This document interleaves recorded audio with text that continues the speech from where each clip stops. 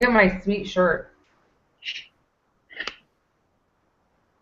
Hello, everyone. It is 5 o'clock on the Pacific West Coast. It is 7 o'clock Mountain Time. No, 6 o'clock Mountain. No, 6. What am I? It's 5 o'clock here. Oh, let me get this right. It's Calm down.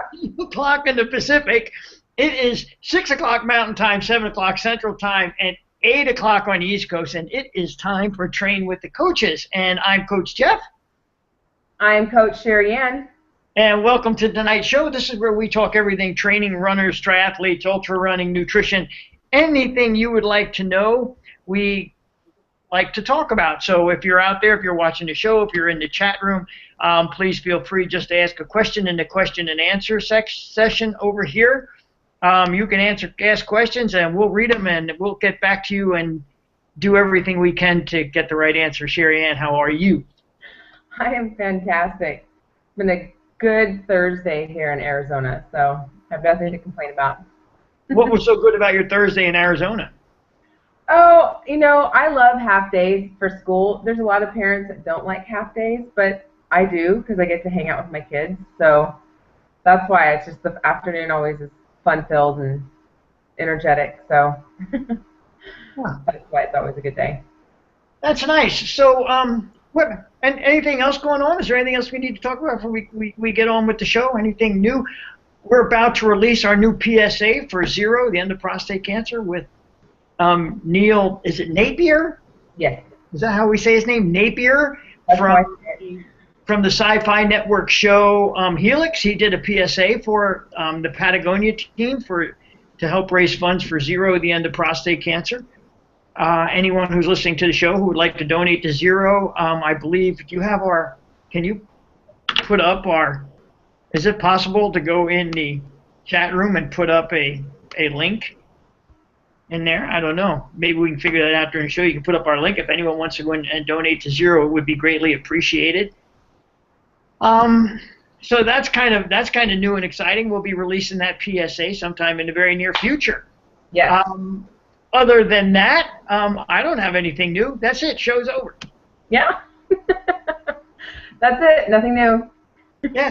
So anyway, tonight we thought we would go back into our effort-based training series and talk a little bit more about the things that people should be looking for. We always talk about effort-based training, and we talk about effort-based training and heart rate-based training and the different phases of it, but we never really talk about, what you should be doing and what you should be looking for in each phase of your training, and what results you should be looking for, if any results, and the kind of things you should be focusing on. And that's what tonight's show is going to be about. We're going to talk about focusing, where that focus should be in what we like to call PRS Fit, the base one phase of training, right? Base one is where it's at. Base one is where it's at. It's kind of it intrigues me all the time because I talk about this all the time. Base. It's all about the base. I hate that song, by the way, but when it comes right down to it, for us, it's all about the base, and that's what makes you a better endurance athlete. And we like to make our base one phase of training a 4 to 6 week period of training, depending on who you are as an athlete, where you've been, what you've done, where you are at conditioning wise. And the things that you should be looking for in that base one phase of training, because that's the part of the training process where it's not just about the training. It's about finding out who you are as an athlete, understanding how your body feels, dialing in your nutrition, all the things that are very, very important that happen later on in the training start in the very beginning. And those are the things that you should be dialing in and looking for as you're going through these first 4 to 6 weeks. And the first thing we always talk about is the aerobic conditioning and the value that you get from aerobic conditioning, and what we mean by some of the terms that we talk about during the aerobic. You always hear me talk about mitochondria. And what exactly are mitochondria? Simply put, mitochondria generate the energy that our cells need to do their job. And muscle fibers take a lot of energy. So the more mitochondria you have, the more energy you have at the cellular level. Just makes sense. And the more energy you have at the cellular level, the better your ability to run for longer periods of time. You hear me mention capillaries all the time. And what exactly are capillaries? Capillaries are the smallest veins in your body. And those small veins play such an intricate role, especially for endurance athletes. So when you increase your capillaries, what they do is capillaries enable the exchange of water and oxygen and carbon dioxide in the body. So the more capillaries you have, the more ability you have to exchange water and oxygen throughout your muscles. And again, so we're talking about increasing your abilities as an athlete at the cellular level, at the very base of who you are as a person. And that's why I talk about those things all the time. And that's two of the things that happen in this first 4 to 6 weeks, or actually begin the happening of that in the first 4 to 6 weeks. Right, pal? So, okay, so I'm going to ask a question that I think that some people might have, because I'm going to help facilitate the questions. So why does it have to be aerobic? Like, can you develop the same amount of mitochondria and capillaries working at a higher zone, or do you have to stay zone 1, zone 2? No, you do not. And that's a good question. I wish I knew the medical answer for it. I just know or the medical reason for it. I just know that I was taught this answer to it. We develop, and you know what? I'll look into the reason for that. I'm going to write that down because I'm going to find out the reason why we don't. But you only develop about 25% of the mitochondria at anaerobic levels that you do at aerobic levels. Mm-hmm. So do you still develop mitochondria and your capillaries at an anaerobic level? Yes, but at a much lesser degree than you do at the aerobic level. And even at the aerobic level, after you get to a certain point, the amount of mitochondria that you start to generate decreases a little bit once you reach a certain level of fitness. But you do develop less at higher intensity efforts than you do at lower intensity efforts. And I will find out the medical reason for that. That's that reason for that. I'm writing that down as a note because probably something. You just said another thing that kind of created another question then. So can people cap out? Can they kind of top out with creating that base? Yeah, you can. You can develop your aerobic base or your endurance base can get bigger for about the average person for about 10 years. So for about 10 years, you can increase your aerobic and your endurance levels. And then after that, you pretty much are going to be tapped out. Okay. You're the best that you're going to be.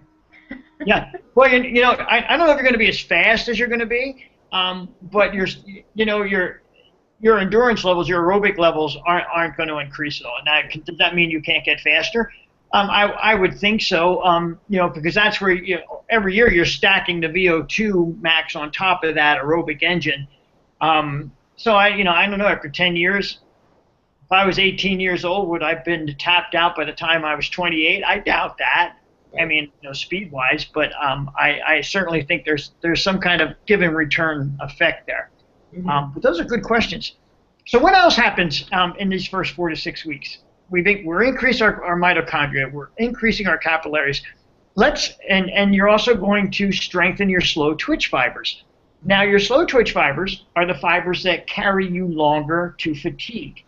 And your slow twitch fibers will be enacted, on any aerobic-based run that you're doing. But new medical research is now showing us that as you get fatigued towards the end of a long run or a long aerobic-based run, that your body actually starts to go into a glycogen-burning mode, and you start to incorporate some fast twitch fibers. So now we're discovering that on these long aerobic runs, yes, you're strengthening the slow twitch fibers about 98% of the time, but at that small percentage of the time at the end of the run, you're actually now enhancing your fast twitch fibers as well. Am I just like a plethora of new scientific information or what? You just taught me something new. Yeah. See?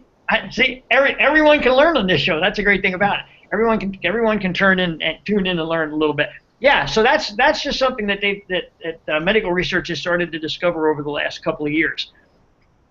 So, and of course the other key ingredient, and these are like the non-noticeable things, like the things that you really have no control over during the base phase of your training. I mean, your aerobic conditioning is going to increase.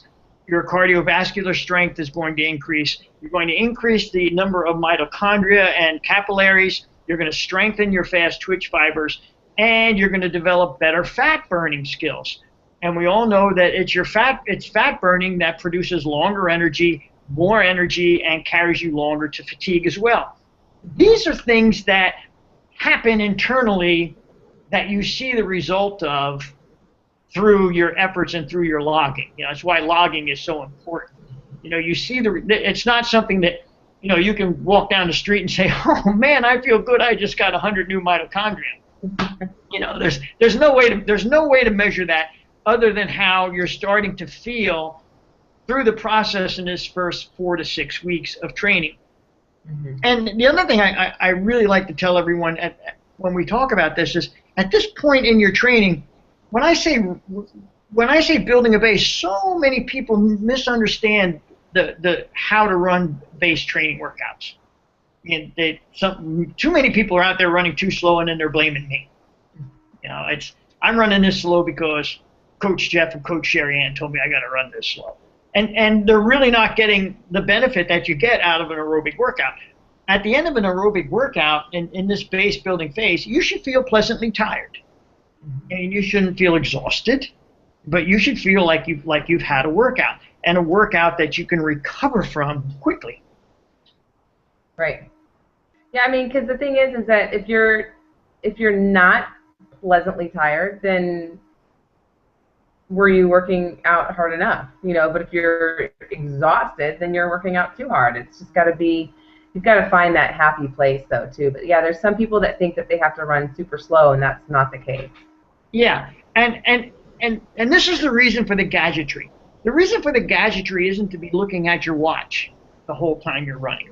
And I have some people who are addicted to their watch, and I tell them, don't be addicted to your watch if you need to know that number, because some people are very, very, what's the word I'm looking for? Anal. Some people are very, very anal. And if they have a zone 2 run, they're out there and they want to know if they should be at 148 beats or 159 beats. I say forget about that. Go out and run, get a feeling for where you're at in zone 2. Set the alarm on your watch to beep when you go out. That's when you'll know you're out of zone 2. So you don't have to look at it. All Garmin's and Polars have alarms on them. You can run, and if you're running a little too fast, it'll go beep, and you know to slow down, and then you can think about that feeling you just had at that moment. And where you're at running wise. I'm really, really, really, really trying to get people away from the face of the dial. How do you feel about that, Well, I like to tell some of my athletes that are tied to their watch if they want to carry their watch in their water belt, or if they're wearing like a ultimate direction pack or something, but put the watch somewhere else so they can't see it and have access to it. But it's still logging their workout. So when they finish, they can go ahead and upload the workout, take a look at it, and really see what was going on, and then correlate it to how they felt during their workout.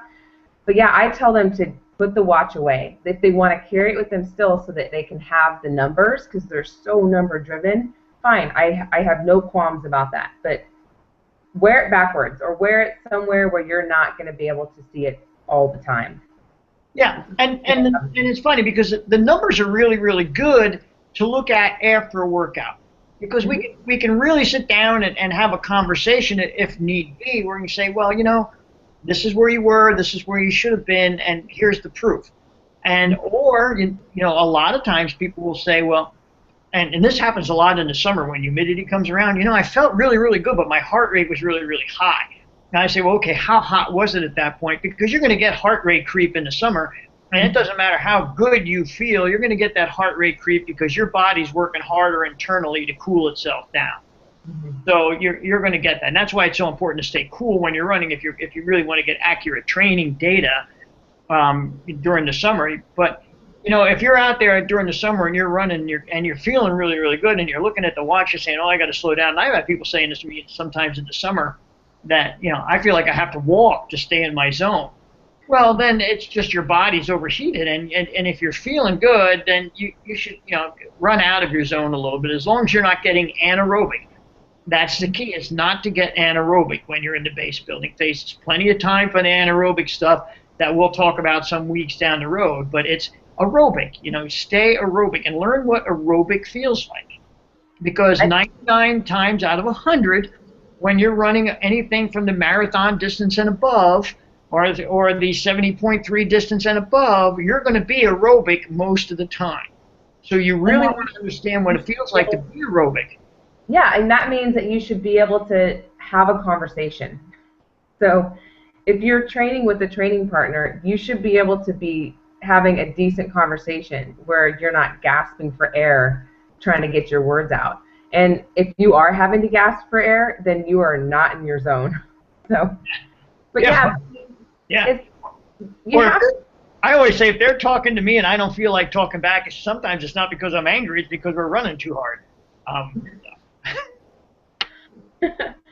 Yeah, but you have to, and back to what you were saying about the heat, and you have to be flexible with your heart rate when you're taking climate into consideration. But let's get back to, I'm going to keep, I'm your bumpers when we go bowling, keep you on track here. Yeah. Okay. Not let you get go on a tangent here. So we're in this first 4 to 6 weeks, and we're looking at the things that we should be noticing in our first phase of base building, going into our marathon or our Ironman or half Ironman training program, or any of our training programs, to say that. So what's the next thing you want to think about dialing in during this first 4 to 6 weeks? This is the time to dial in running form. This is the time to dial in, and for a lot of you, this is going to be a new term, your running economy. And those two can be tied together, but interestingly enough, they may not be tied together.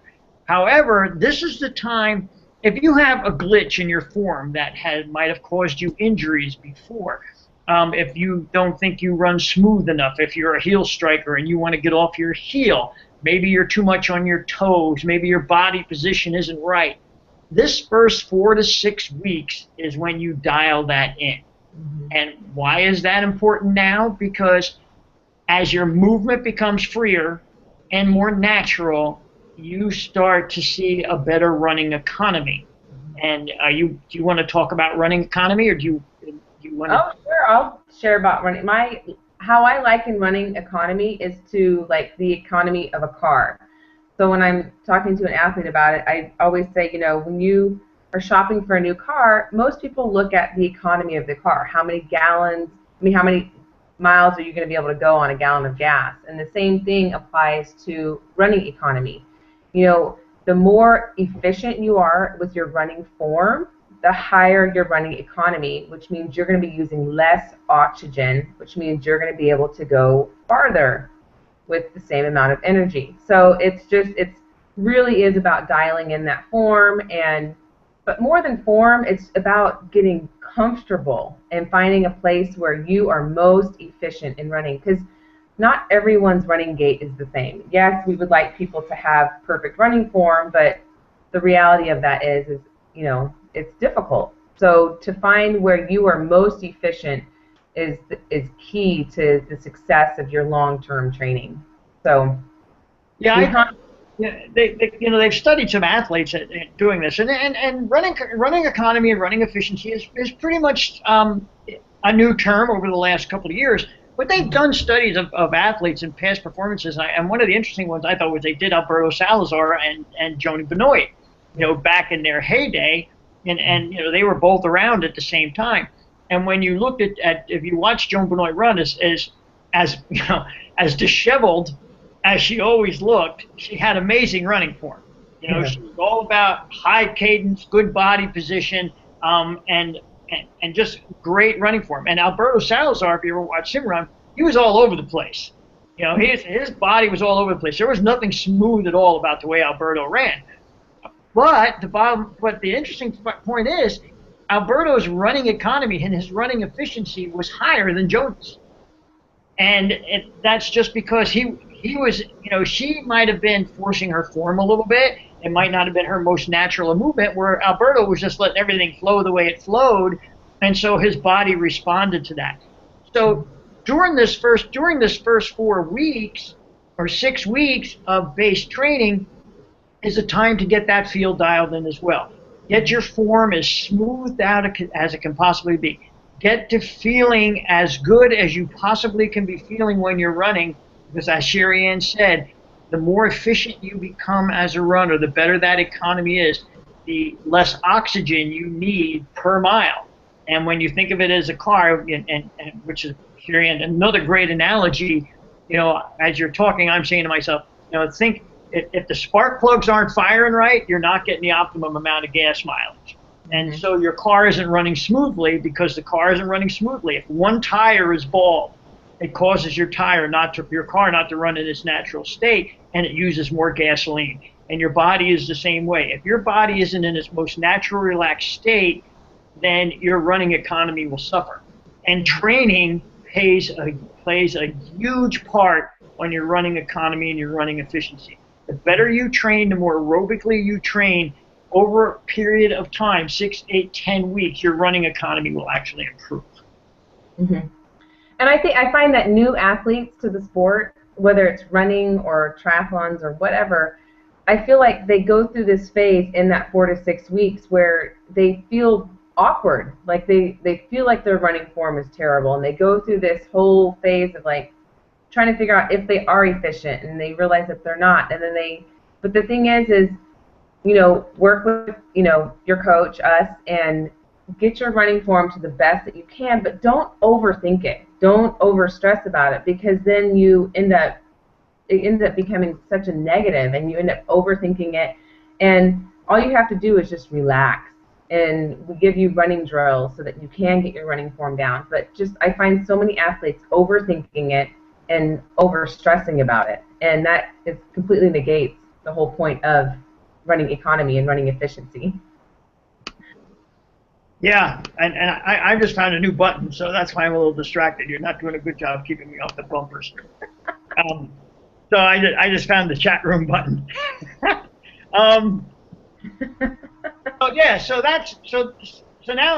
So as you notice, the things that we're talking about, these are all things that you probably haven't thought about before, and they're things that you get to think about in that first 4 to 6 weeks as you're developing the first part of your base and developing your training program. So moving right along, these first 4 to 6 weeks is a great time to start the cross-training process as well. Now, I believe that everyone coming into a training program should have some kind of preparation prior to coming in. If someone calls me up and they say, my marathon is 6 months away, coach, what should I do? I say, well, let's spend a couple of weeks prepping you for training. We're going to do some strength training. We're going to do a little bit of cross training. We're going to get everything where it should be before we start even the base building phase of training. But when you're in this base 1 phase of training, strength program is intrinsic. You really want to start prepping your body in base 1 for the harder stuff that's going to come along. Because as you start to spend more time running, you're going to spend a little bit less time doing strength training, and so you need to be as strong as you possibly can be in these first 4 to 6 weeks to carry you through the program. And there are a lot of coaches out there, and I know SheriAnne's on the same page as me with this, but there are a lot of coaches out there who don't believe in strength training. Jeff Galloway specifically says in his run-walk programs, don't do any strength training for your calves. I mean, that just floors me every time I read that, one of his programs. Like, what? Why would we do those calves? Ligaments and tendons are in your calves and ankles? Yeah. It just floors me that he says that. Most Higdon programs don't have any strength work in it. I'm a huge advocate of strength training during your entire training cycle, but especially in those first 4 to 6 weeks of base training. Yeah, I agree, and it's what people don't realize, it's not just the muscles that we're working, it's the tendons and ligaments. It's everything that's going to support your joints. And this, once again, it goes back to the stronger that base, the easier it is to build strength and speed and everything that you want to be successful on top of that as time comes, as you go along in your training plan. So strength training is an added bonus, I think, that everybody needs to have and many overlook. But it's not just about the muscles. That's what I really emphasize with people. It's about your tendons and ligaments and really supporting the joints. Yeah, it's funny how few runners, especially triathletes generally spend a little bit more time strength training than runners do. But year before last, I was at Marine Corps Marathon, the Denver Rock and Roll, Vegas Rock and Roll, New York City Marathon. I'm trying to think where else, but I was there doing forum stuff with Ultra Running at their booths at these marathons, and I cannot tell you, I looked at hundreds and hundreds and hundreds of people's body alignments and body position and running form at these expos. That's what I was there to do, and I would say that 90 to 95% of the runners that I looked at all had weak hips. And because one, they're not doing any strength work, and two, they're constantly running on paved roads, and they're running straight ahead, and they're not getting any lateral movement, and so they end up having weak hip flexors, and that really affects your body over a long period of time, because most pronation, and I even hate to say the word overpronation, but most overpronation issues they start at the hip, not at your feet. These corrective shoes aren't correcting the problem, because the problem is starting in the upper part of your body, from the weaknesses in the upper part of your body in the hip area. Yeah, it's I realized I actually really learned that from you, and it's funny because there's so many running stores that look at people's just their feet, and it's like we need to start really making people think it's not just your feet; it starts higher, and it is in your hip and down. But it's just about educating people, which we're doing. Yeah, I have this great story. When Ultra first came out, I was traveling around the state of Colorado, going to stores and doing clinics for them, and checking out product for stores and new stores that they were opening up. And I was in one store, and almost every shoe in this guy's wall was a motion control or stability shoe. Almost every one, except for the Ultras. And he couldn't sell the Ultras because everyone he looked at was an overpronator. And so I took off my shoes, and many of you have heard the stories of my feet before, and SheriAnne has had the pleasure of seeing my feet. I have the most deformed feet in the world when you look at them. And the guy said, I took off my shoes. I said, which shoe do you think I should be in? And man, he grabbed this monster, this behemoth, whatever it was, with this great big medial post in, and he goes, dude, it'll support that arch. And I said, really? And he said, yeah. And I said, okay. So I opened up my gym bag. I put my Ultras on. At the time, they only had the Instincts, so I put the Instincts on. I went over. I said, I want you to get behind me and watch me run on the treadmill. And he watched me run on the treadmill. He was like, he goes, my God. He goes, there's no drop at all. I said, that's right. Because I don't heel strike, and I don't go through that motion, and I have strong hips, and my knees track straight, and those are all the things that you should be looking for when you get a running shoe, or when you're strengthening your body. One thing you can look at, and you can do this in a mirror. There's apps that you can actually get on your iPhone that you can take a picture of yourself. You can stand straight. You can take a picture of yourself, and the body grids will be there. The frontal planes, the sagittal plane. They'll all be lined out, and you can see how your hips line up and how your shoulders line up and how everything lines up. And then it's a simple little squat test. That almost doesn't sound right, does it? There's a simple little squat test that you can do where you just, go into maybe a half, three-quarter squat like you're squatting with weights, keep your arms out to your side, and you'll be able to see how your knees track over your feet. And if your knees are tracking straight out over your second digit, you pretty much don't have a problem. If those knees start to go out laterally towards the third and fourth digit, you're tracking a little bit to the outside. If those knees are tracking a little bit to the medial side over the big toe, then you have a little bit of a problem there. that problem doesn't start with your feet. It starts with your hips.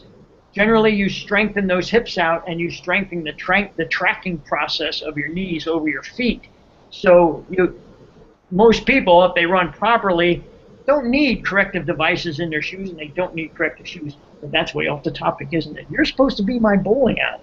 Well, no, we're talking about strength training, and so I know I was supposed to be your bumpers, but it all comes back to, the reason why we do strength training is because so many people overlook it, and then they end up with feet and knee problems, and it's like, well, we need to get, back to doing good strength training, having good technique, and that will help prevent injuries. I mean, a lot of the reason we do strength training is to help, not necessarily prevent, but it is to prevent the possibility of injuries. So yeah, it reduces the chance. Everything you can do. Look, this isn't endurance sports are body wearing sports. There's no doubt about that.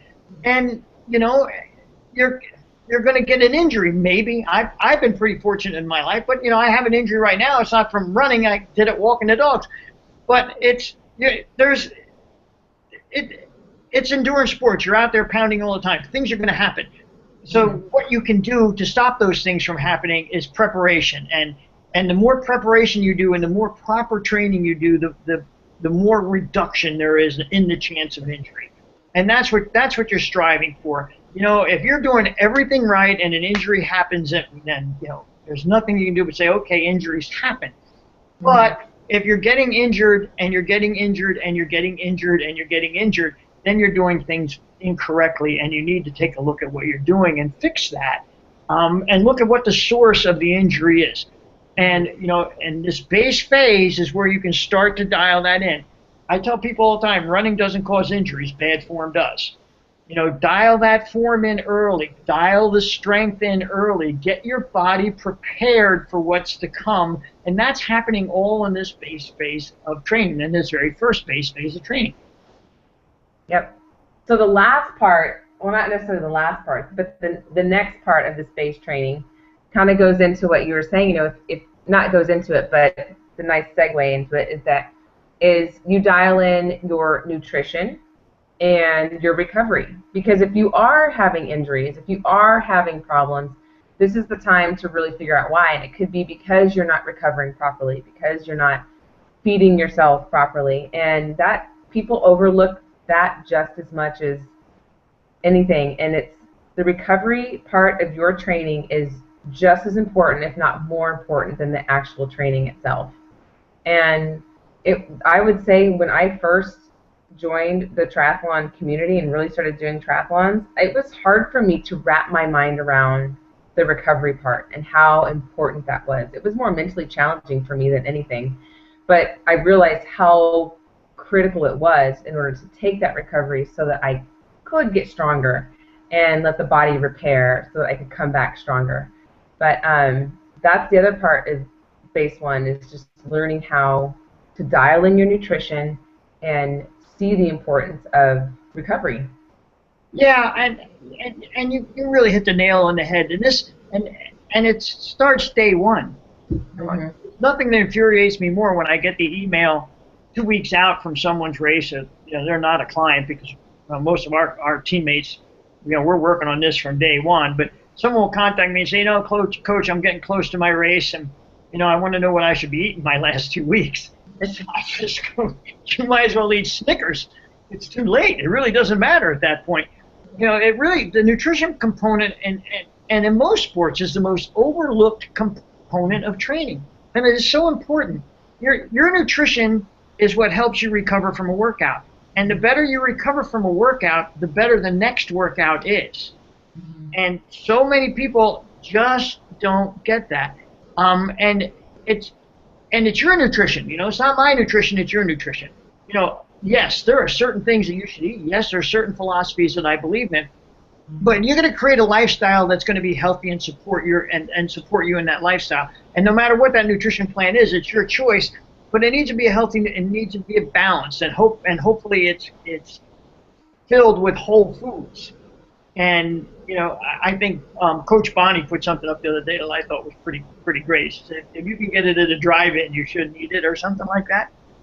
Or if they can hand it to you through a window, You're just eating it. I couldn't agree with that more. You really need to make healthy, whole food choices, and you need to learn the process of recovering immediately after a workout. A lot of people ignore that, how important that is. Your metabolism is the highest then, so your body absorbs the nutrients the quickest then, and it's very, very important when you come in off the street or off the bike or out of the pool that you start that recovery process through your nutritional intake. Mm-hmm. Oh yeah, I mean it's food is fuel, and I'm not saying that people shouldn't enjoy their food and you shouldn't, treat yourself every now and again, but when you become an athlete and you set goals, your food is your fuel, and you wouldn't put crap in your car, you wouldn't pour juice or something, odd in the gas tank, so it's, treat your body right. You got to put the right things in it because you're asking so much of it during your training. So why not give it what it needs to do what it needs to do? So it's so critical. And it is true, there's so many people that will finish a workout too, and they're not hungry for whatever reason because, maybe they work super hard during the training session, or they get busy trying to get ready to get to work or take care of kids or whatever. And that time when you finish your workout is so important, what you put in your body, so that you can get up tomorrow and do your workout again. Because if you don't take care of it, what's your workout tomorrow going to be like? And so it's like, don't dig yourself a hole, treat yourself right. The recovery process, the nutrition process, the recovering process, and you touched on it a little bit before about the rest and recovery. I had a girl call the other day who, we offered a free form evaluation on one of the groups that we are part of, and I was doing one the other day, and I was talking to this young girl who, actually ran very nicely. It was, she just had a couple of little minor glitches that we addressed real quickly. And she's doing because I beat this guy up all the time, I will continue to. She's doing a Halligan advanced marathon program. And I said, well, I'm watching her run and hearing that she was doing an advanced program. I said, well, so you're looking to run around 335, 340? She said, no, I haven't broken 4 hours yet. And I said, and you're running 6 days a week? She said, yeah, and she happens to be a medical student. And I'm just sitting there cringing the whole time.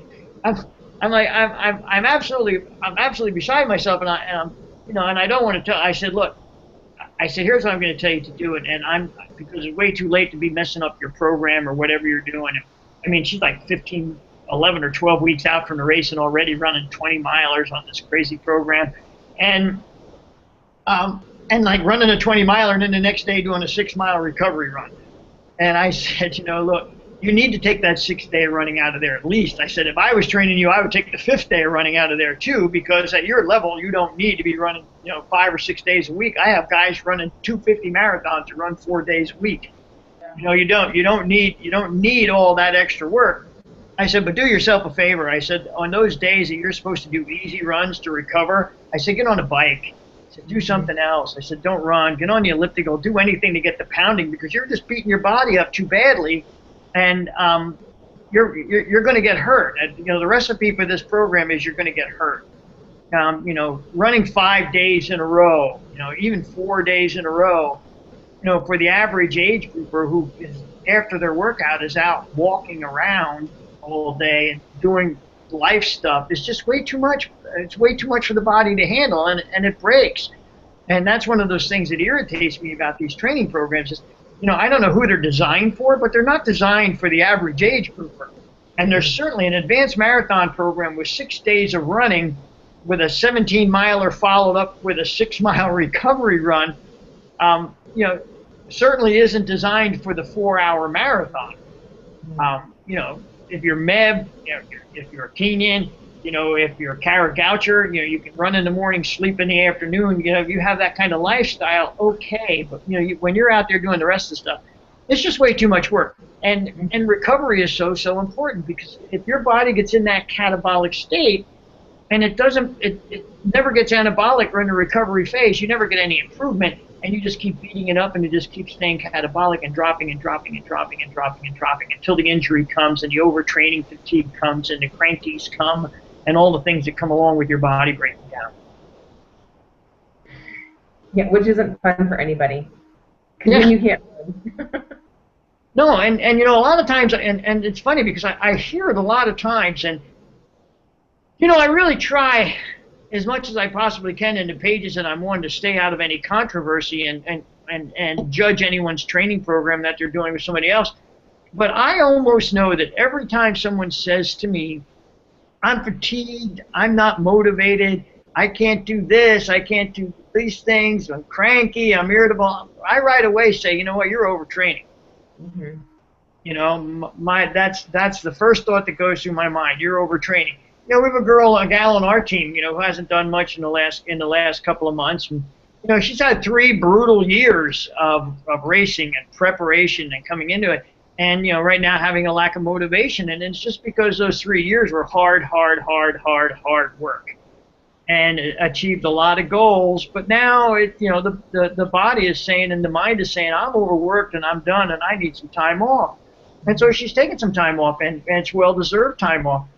But to do that on a regular basis, training for something is just it's absolutely crazy. And if you are losing I mean, a couple of the signs of overtraining are fatigue, elevated heart rate. You have moodiness, you know, hunger. There's a lot that constantly tired. You know, those are all overtraining syndromes, and you need to really take a look at your program. If you're laying there in bed in the morning and you don't feel like getting up to go out or do anything, you need to take a look at your training program. Mm-hmm. You know, unless you suffer from, you know, a chemical imbalance, and you know, Lord knows some people do suffer from a chemical imbalance. I always have to be politically correct. There are some people out there who have issues, and that's understandable. But a lot of people that are doing it, who are athletes and going through it, it's an overtraining issue. You need to really evaluate your recovery periods and your nutrition at that point. That would be always my first recommendation when someone says I'm whooped. And I say take a look at your training program and see what's going on. There's so many athletes that get to that point and they can't find the drive to do their workouts because they are so exhausted and cranky and whatever, and they think it's them in the sense of they're just not a strong enough athlete, and that's not the case. It's okay to take a step back, reevaluate, and go, you know what, I'm exhausted. I need to redo some things here and actually focus on some recovery, because it's not about suffering all the time. And I think if you're using a store-bought program, if you're using a program that you're downloading from somewhere, you know, one of the things you need to think about, and a lot of these programs don't say it, and my guess is that Uncle Hal's doesn't, and maybe the Runner's World thingy that they use doesn't either, but, you know, what's an advanced marathoner? If you're looking at an advanced marathon training program, are you an advanced marathoner?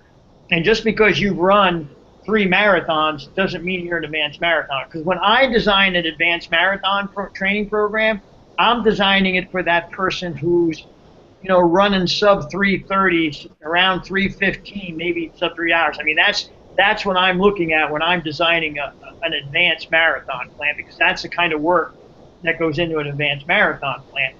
You know, if someone says to me, I'm running a 4:05 marathon and I want to break 4 hours, I say, well, how much do you want to break 4 hours by?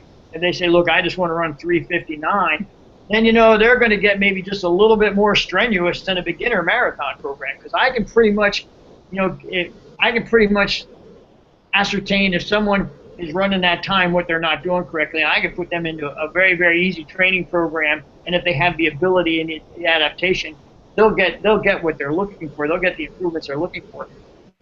You know, with an intermediate plan, I'm generally looking, my intermediate plans are designed for those people between 3:45 and 3:30.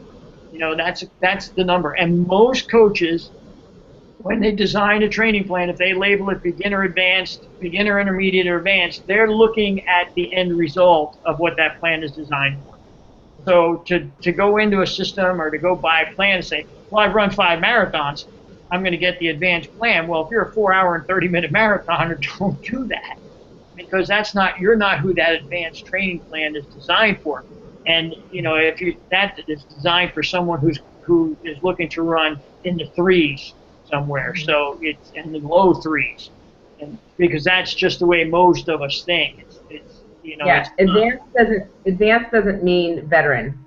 Yeah, exactly. There you go. That's a great analogy. Advanced doesn't mean veteran. It means you're out there to do, to perform in that Elite. fast Boston group. And I don't like to say elite or anything, but time wise, it's that's what you should be looking at. Okay, and when you buy a customized training program from us, we say to you, what's your marathon goal? And you tell us your goal, and then you get a plan that's designed to get you to that number. And most pre-built plans are built that way to get people to a number. So be very, very careful when you're out there. And like SheriAnne said, advanced, it's not about how many you've done or experience level, it's about the pace that you're going to run. Yeah. Yep. So recap base 1. So it's 4 to 6 weeks, right? Right. It's about building up the aerobic conditioning, Yep. Building up your vascular strength, dialing in your form and your running economy, doing some cross training and developing some nice muscular strength to support your body, and dialing in that nutrition and recovery, right? Those 4 things. We hit it? I'm with you. You hit them all. Do we have any questions from the gallery? I don't see any. I'm thinking of questions, because sometimes some people I have found don't know what to ask. Mm-hmm. They have questions, but they don't know how to ask them. I think some of the questions that might come up in some people's head is, how do they know if their form is good or bad? Like, how do they even know where to start? I've had runners that kind of come to me and go, I think my form's good, or I'll ask them, what's your running form like? And they're like, I don't know. What would you say to that question? How do I know if my form is good? Well, that's a great question. I have a different answer, and you probably have the same answer that I have than most coaches will have, and my answer is send me a video, and I'll take a look. Because in all honesty, about the only way you can take a video of yourself. I mean, I have videos out there that you can watch, and there's running form videos out there that you can download on YouTube or look at on YouTube that are done by Mark Calcavecchia is one of the masters of running form, and he's a beautiful runner to watch run. He has videos out there, and there's a lot of guys out there and gals out there who have running form videos. Take a video of yourself, watch the video, and then go on YouTube and see if you look like any of what we're teaching. And if you don't, but the whole problem I have with that is so many people are doing so many things right. There might only be 1 or 2 things that subtle adjustments, like this girl I looked at on Sunday. She's doing so many things right. I mean, when I looked at her body economy was great. Everything she was doing was right. She just, needed a little bit more forward lean to get a little bit more forward motion out of her run. It was basically the only thing we looked at changing. And, I just really had her listen to her feet for a while. And your feet will tell you the story of what's going on with your run. If you're hearing a slapping sound, that's your form is off. Your feet are coming down. If you're hearing heavy sounds coming out of your feet, your form is off. You should most times be hearing a light tap as you go across the ground. If you're running on gravel and you hear a scraping sound, that means you're dragging your foot. Listen to your feet, because the sound of your feet will tell you the story of what's going on with you when you run. I think that is the biggest key. If you can't hear them and you can't see them, there's a pretty good chance that you're running right. And that's the advice that I give everyone. Listen to your feet. Listen to them on the treadmill. Listen to them on the thing. The less sound you hear from your feet, the less impact there is, the better your form is. Yep. And we're talking a lot about running, but, a lot of this still applies to triathletes. And, what I tell triathletes is that it really does come down to the run. So you really do want to dial in your running. But running economy can also spread across the board for a triathlete, in that the more efficient you are in the water, the less energy you're expending in the water, which is going to save you for the bike. And the more efficient you are on your bike, it's all a cascading effect. The more, so your economy on your bike is going to play a huge role in you getting to the run and being successful on your run. So running economy is also, it can, you have to think about everything when you're a triathlete, and that it starts from the moment you put your foot in the water and being efficient, just being an efficient athlete, not just necessarily an efficient runner, because it's going to have a cascading effect as a triathlete. But yeah, I think that's a great point, because when I talk about base one focus, I'm talking about base one focus across the board for runners and triathletes as well, because this is where the foundation is all laid, and it doesn't matter what the sport is. You're so right. And I often tell this to triathletes who are working so hard to get faster in the water, faster in the water, faster in the water. I say, my first thing is get more efficient in the water. Those couple of seconds or minute you're going to lose in the water, you'll make up. You'll make up on the bike and the run if you get out of that water fresh. I can't tell how many times I see people get out of the water and they're wavering all over the place, and they beat themselves up, and they've already lost their race because of all the energy that they expended in the water. Be an efficient swimmer. You don't have to be a fast swimmer. Be an efficient swimmer. That's the most important thing, because if you get out of that water, if you've conserved the energy, if your swim economy was good, when you're going to have a lot more left for that bike and the run later on down the road. But all these principles apply to swimming, biking, and running. When it comes to base training, there really is no difference. I put people, my triathletes, I train like runners, base, base, base. It's all about the base, and no matter what you do, no matter what you say. And great examples, we go back to the Iron Wars with Alan and Scott. Scott was one of the few athletes that I've ever known who could train hard every day. That's what he did. He was just a monster. He went out and trained like an animal every day. And so many of them were doing that at the time because they all wanted to be like Dave Scott.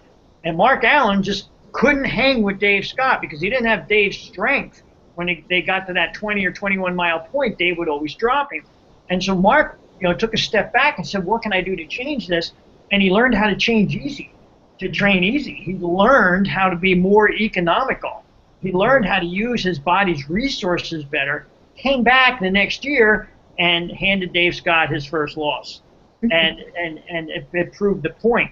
And I think conversely, when you look at those two, Dave retired shortly after that for about 5 years, and then he came back at 41 years old, came in second place, and went faster than he ever did in any of his winning races because he learned how to train easier. And so it applies across the board. Base training, focus training, developing your aerobic system applies to any athlete at any endurance sport that they're doing. And that's from 800 meters up to 8,000 miles. It just applies to everyone. It does. Efficiency and economy and cardiovascular conditioning. Yep. Yeah, I just wanted to touch on that because it seemed as though we were kind of focused on runners, and I'm like, no, I wanted to make sure I brought up that it is for triathletes, and it's in the swimming. It's huge in the swimming that if you are not an efficient swimmer, it's amazing the amount of energy that you lose in the water, because water is so much more dense than air, and it's like, and as a triathlete, you have to become an efficient swimmer just to save your race. It's all about technique in the water. It's not about speed. It's not about power. It's not about anything other than technique and being efficient. Yeah, I couldn't agree with you more. And again, it translates on the bike as well. You have to learn how to mesh the cardiovascular effort and the power together in order to be an efficient cyclist. I said this to someone just recently. I've been to camps and gone down the road with people who all want to be Lance Armstrong. They all want to spin their feet at 100 RPMs, and they're spinning their feet, and they're because they're using all that energy to spin their feet. They're not being very economical at all, and they're not going anywhere. And I'm going by at 88 RPM and just cruising right by them, and I'm thinking, you really need to up the power a little bit. They don't understand that spin in the feet doesn't get you anywhere, but it gets the heart rate up because it's an energy expenditure as well. So you have to learn that balance between energy output and power output, and where the two of them meet, that you become most efficient. And that's a feel thing. It's great to have the power meter, but again, it's a feel thing. You and I said this to someone, and we were probably involved in the conversation. If you take the power up a little bit, the heart rate goes up a little bit sometimes, but it only stays up a little bit for a second until, bikes are wheels. And we created the wheel for a reason, to make life easier. So once the wheels all start working with the body, it gets easier. So if your heart rate elevates a little bit when you take the power up, there's a pretty good chance it's going to settle once the momentum of the wheels take over. And again, you get back into the economical use of oxygen, and that's the most important thing. Yep. Well, we're almost at the top of the hour here. Yeah. And we have another phone call after this, don't we? Yeah, we meet. I'll just let you all know that we meet with our team. Every other week we do a video chat with our team Patagonia, and it's fun because we're not all in the same place, and so it's our one time to get together and see face to face until we meet at the end of March up in Grand Canyon, which I am so looking forward to running with the guys. That's going to be great. Plus, we have a bunch of other people coming out to the Grand Canyon to run with us as well. So and the documentary crew is going to be there. That's the first time we're going to have the documentary crew there. I'm looking forward to that. We'll talk about that as that gets closer. So, look, if you guys have any questions, you can send an email to SheriAnne, coach@prsfit.com, and she'll be more than happy to answer those. Because now she's the boss, so she gets to do that. I'm sure you can always email me at prsfit@gmail.com as well. The website is prsfit.com. Lots of exciting stuff happening on the horizon for us that we'll pass on to you. SheriAnne, it is always a pleasure. Thank you. And I'll see you in a little bit. And everyone else, as always, be healthy. Wait, let's see if you can get it. Be healthy. Train smart. And have fun. There you go. We'll talk to you all next week, and have a great night. Good night.